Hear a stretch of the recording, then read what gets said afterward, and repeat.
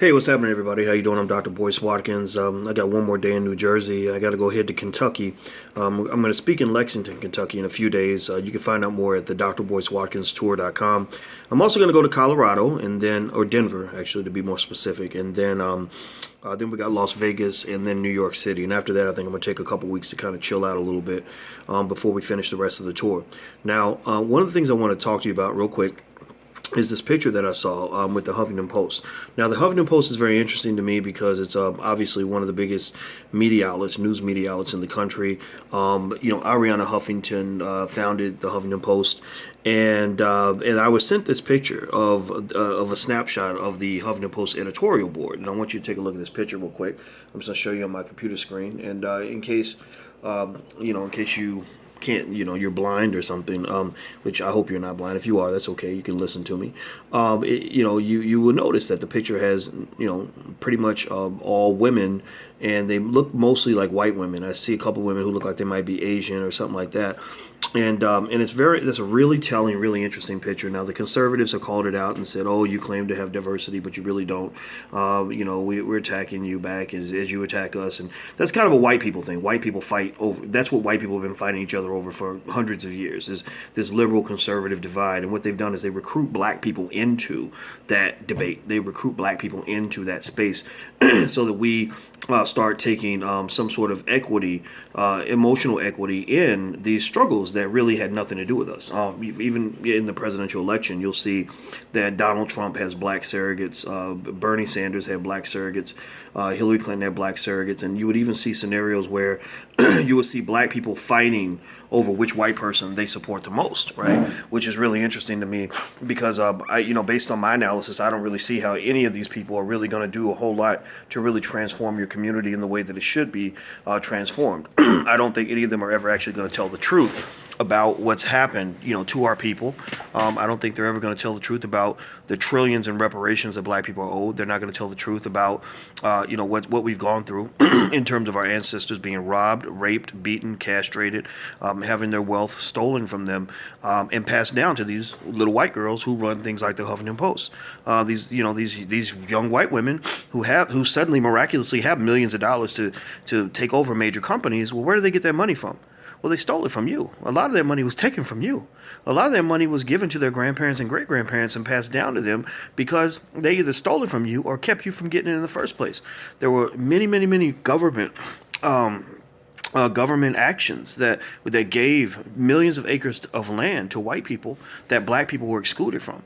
As America was accumulating this wealth, black people were creating the wealth, but white people were taking the wealth. So you transfer that down, and then a few generations later, you got a rich lady, an Ariana Huffington and all her friends. And I don't even know much about Ariana, so I can't put her necessarily in that category. But there are plenty of white people who are, who have $1 billion where they can go and buy, big major outlets like the Huffington Post and do things that black people can't really do. So black people, we're sitting there looking from the outside in. You went to college, you have $80,000 in student loan debt because you learned how to be a damn good journalist, and so you apply to the Huffington Post because you somehow have been led to believe that these liberal white women actually give a damn about you, and then you apply for the job and you don't understand why you didn't get it. So then you see a picture like this and you see that Mitzi and Sally and Becky and all these other women, the same women who were dating black guys in college as an experiment, are suddenly in all these powerful positions, these powerhouse scenarios. Now, it's interesting. It makes me also think about things like affirmative action. Dr. Claude Anderson, who wrote the book Powernomics and the book Black Labor, White Wealth, which talks about the massive wealth transfer from black to white, which you should be very concerned about. He talks about this. He talks about how, when he helped write legislation for affirmative action, he meant that for descendants of slaves. That's it. Descendants of slaves, because you have a unique experience in this country that nobody else has. But what happened? Well, these white women, in their battles with men, and their the issues with feminism and everything else, they come along and they scoop up that affirmative action and they eat it up. Just eat it all up. And then you suddenly take a picture of the editorial board and it's all women, mostly white women. So, the bottom line is that they don't care nothing about you. I mean, they might give you they might pick a token or two. They might hire, their next picture will probably have a black person in it. I saw Mark Lamont Hill worked at, Huffington Post, but you notice that in almost every single interview with a black person, Mark was always the person they chose for the interview. And so I would just say, generally speaking, that there's really no space for you in these institutions. They ain't gonna make space. You need to stop acting like that you're one of them, that you can be brought into somebody else's house and they're gonna treat you like a relative. They're not gonna do that. They're showing you that. They're peeing on you every available opportunity, and I don't mean to say it like that, but I mean when you see this kind of blatant discrimination, where the very best you're gonna get is out of 40 people, one person will be black, and then they literally get to claim, oh, we're diverse. Look at Shaquita. We got Shaquita here, and we're very diverse. We got Shaquita, and we have just hired Daryl. We have Daryl now. Daryl and Shaquita out of 40 people. They got 2 black people. They really think they're diverse. They really think that they're a friend to you. And the reason that they kind of get away with that is because you don't have any power. They get away with it also because you don't demand anything. They get away with it because you're afraid to tell them how pissed off you are. I'm not.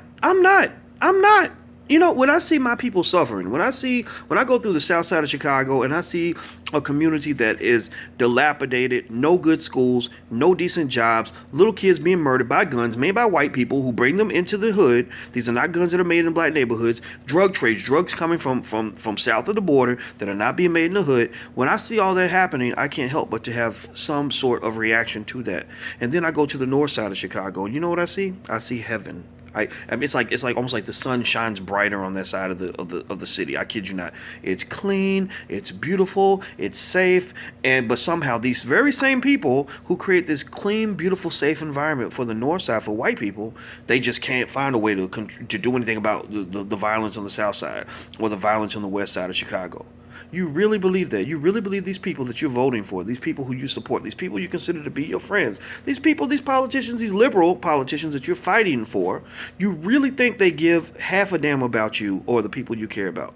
Well, you know, I'm sorry, and I don't mean to sound pessimistic. You have to forgive me for that, but you know, it just doesn't. In fact, it's funny. I look at this picture, and it's funny. Part of me is mad about it, but I'm not really that mad because I'm not surprised.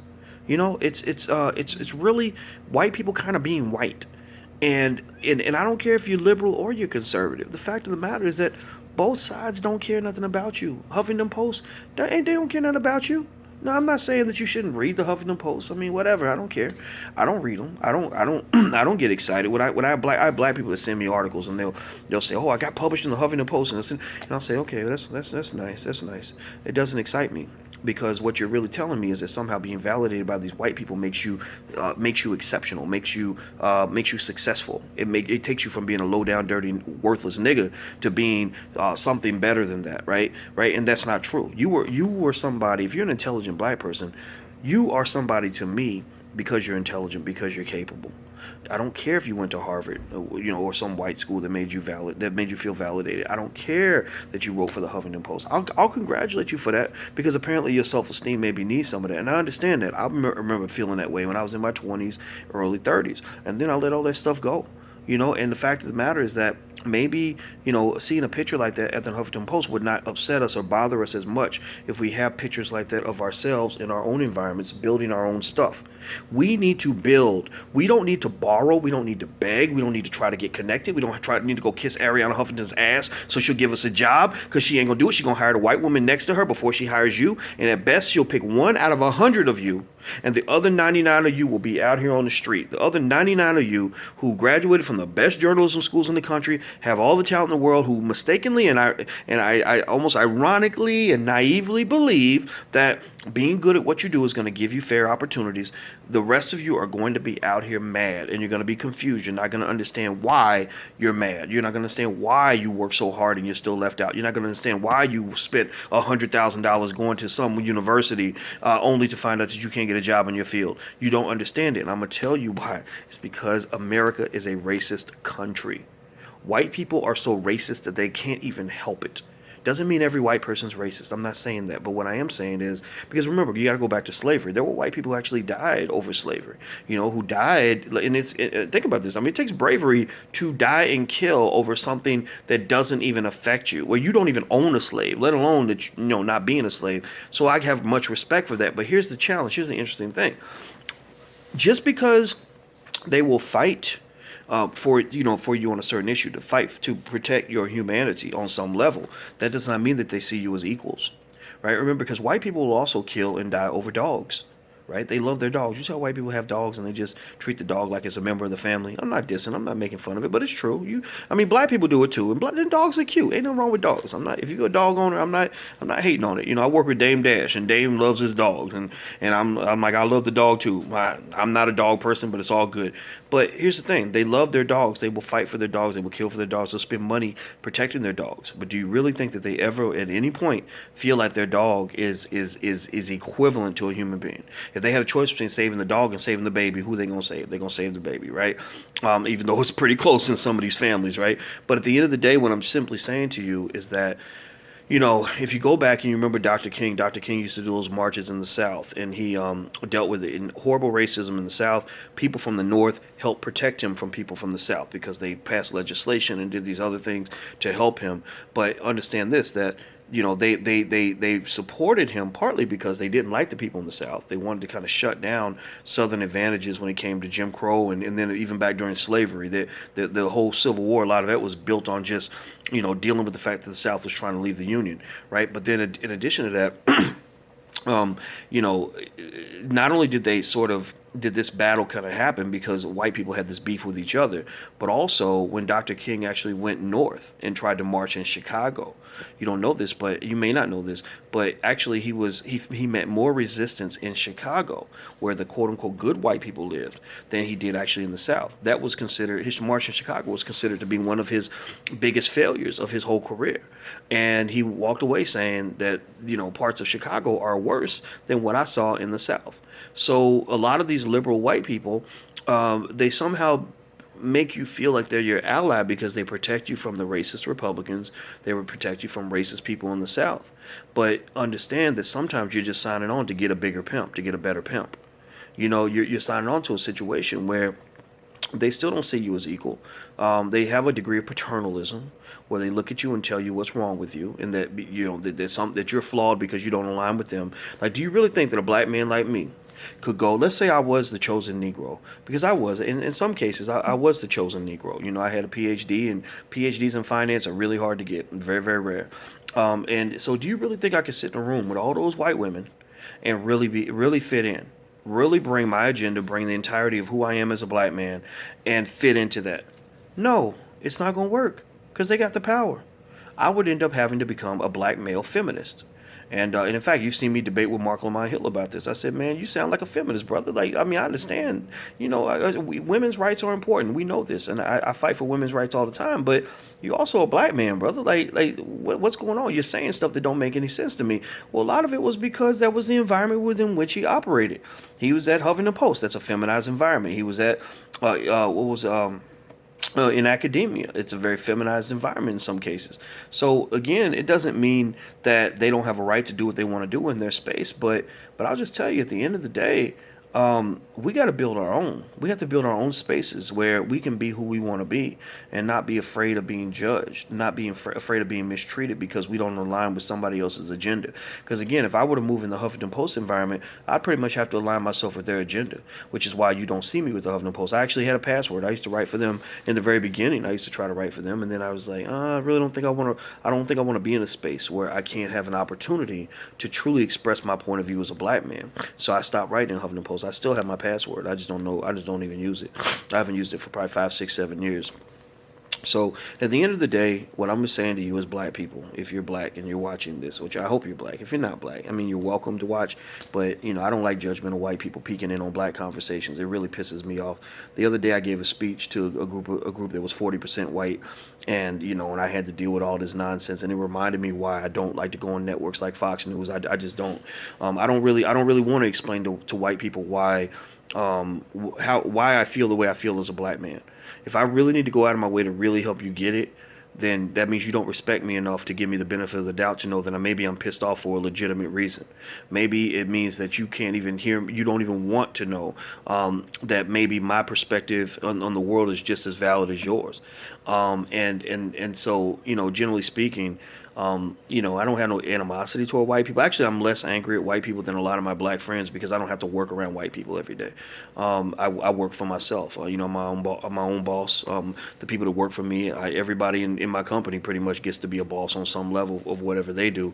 And so at the end of the day, it's funny. It's like, My tolerance for racism is very, very low because I don't have to deal with it. But at the same time, I'm not as irritated by it on a daily basis because I don't have to go work for people who hate me every day. So when you look at this picture in the Huffington Post and you kind of see, what I just showed you, you got to just understand that a person's actions or a company's actions speak far more. That speaks volumes compared to their words. So if you listen to a Huffington Post or you listen to a lot of the universities and corporations, they're all going to say the same thing. They're all going to say we're committed to diversity. We believe in blah, blah, blah, equality, whatever. But when you look at what they actually do, you'll see black people are excluded on a very broad, systematic level. And when they exclude you, they never say they're excluding you because of the color of your skin.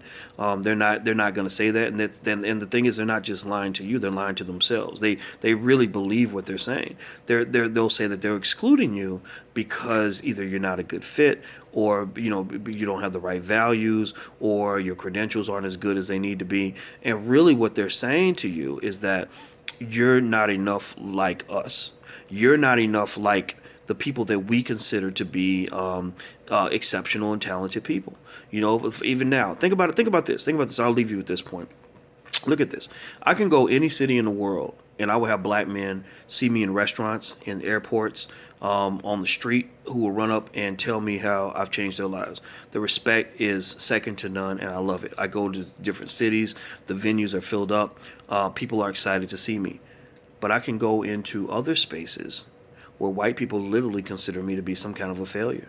They will literally look at me and be like, well, yeah, you're okay, but you're not very good. When I gave the speech the other day, I'm sure that when I spoke about racism and what I consider to be my truth as a black man, I'm sure there were people who said we'd never want him to come back again. So if I measured every ounce of my success as a human being based on what white people think and what white institutions think about me, I would literally be walking around here depressed. I'd probably be picking up a bottle. I'd probably be smoking weed every day because I would have gave up on myself. So that's what I say to you, especially if you got a son or a black child, you got to give them self-esteem and help them find ways to create your own space and have them also learn that, look, just because white people don't like you don't mean that you're doing something wrong.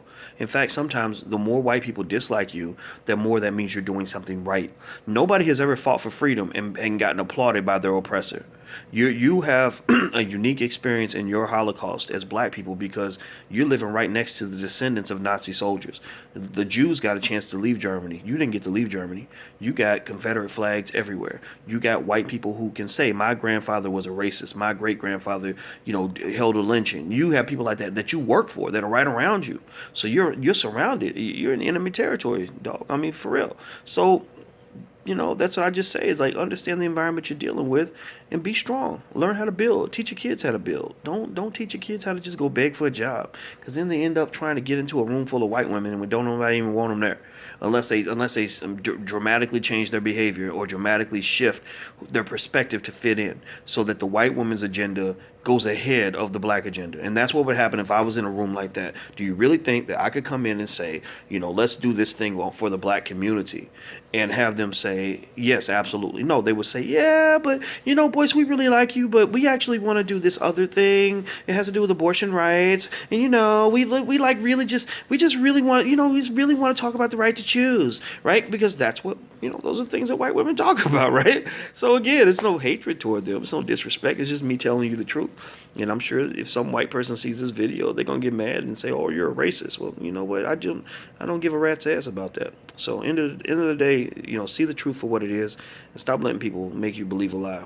And I love that picture because I think it really shows exactly what you're dealing with. So let's all wake up. Let's do it right.